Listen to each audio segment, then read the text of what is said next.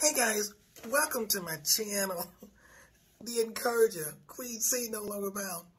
Listen, I aim to be no longer bound by doubt, fear, and unbelief, and a lack of knowledge by unlocking truths about Black Americans and changing the narrative. Please join me on this journey toward discovery, empowerment, education, by subscribing, liking, and sharing at Queen C NLB. It would be greatly appreciated. Today, I found the clip about the HOAs, Homeowners Association, that I never knew. I knew about Homeowners Association, but I never knew this. Please take a look, take a listen, and leave a comment. Let me know if you knew this already, if you knew about this already, or this is something new. And we'll see you next time.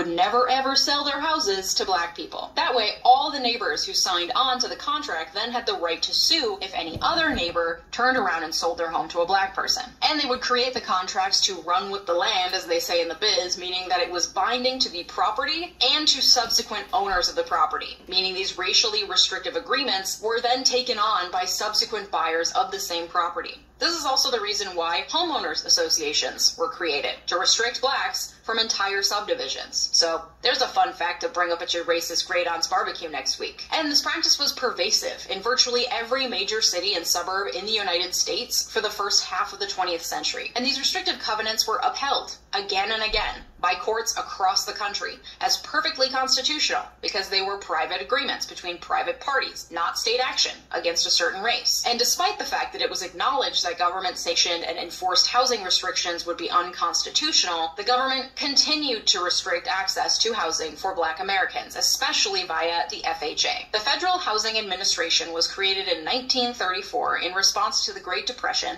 to allow the U.S. government to help fund the purchase of housing, thus creating desperately needed construction jobs and helping people who had been flattened by the Depression get back on their feet and purchase property. The way the FHA worked is by using government funds to ensure private bank mortgages that covered 80% of purchase prices and had terms of 20 years. Because the FHA is the one insuring the mortgage on the house, the FHA then insisted on doing its own appraisal of the property to make sure that the loan had a low risk of default. That's what insurers do. They see whether the risk is high or low, and they prefer to insure lower risk things because then they get to keep their money. And what was in the handbooks and manuals for all FHA insurance appraisal agents? A whites-only restriction. Basically, the FHA, as well as other mortgage insurers, had determined that Black homebuyers were too risky